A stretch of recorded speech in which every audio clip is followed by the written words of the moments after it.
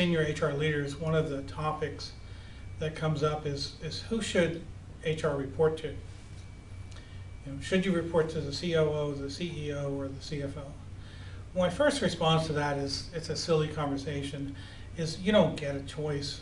The organization decides who you'll report to. And if you spend too much time worrying about who you report to, you won't get your job done, you won't have the maximum performance. And it's a catch-22. If you're a great performer and you produce strategic results, guess what? You get to report to the CEO. If all you do is produce operational results, you're going to end up reporting to the COO. If your capabilities are only low cost, providing minimum vanilla products, you're going to work for the cost-cutting leader, the CFO. So it's a catch-22. Who do you report to? Depends on the results you produce. Depends on the approach you utilize.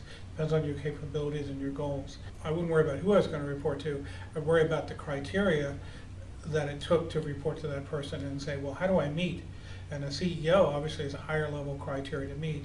So what does it take to report to CEO? Well, you're going to have an impact on 20-30% of the profit.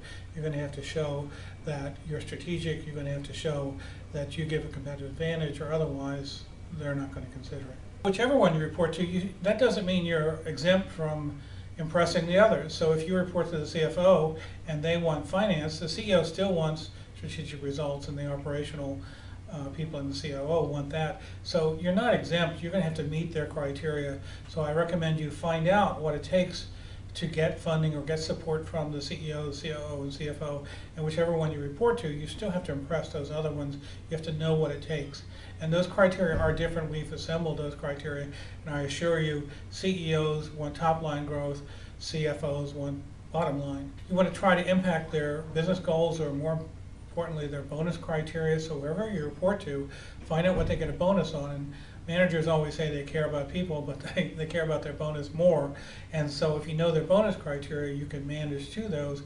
You can show how you are increasing not just their business goals, but their bonus as a result of your activities. And the last thing, which is a little bit political, the one thing I would recommend is that you run executive search internally so that you end up hiring the CEO, the COO, and the CFO. It turns out if you're responsible for hiring them, they see you impress them, they're more likely to treat you the proper way after they get in office. So try to be involved in that. Most people outsource it for some crazy reason, so some external firm gets the credit, builds the relationships, and you don't. So try to be involved in identifying each of their criteria. Try to satisfy all three of them, no matter which one you report to. And once you report to one, take advantage of whatever they have to offer, but also try to impress the other two.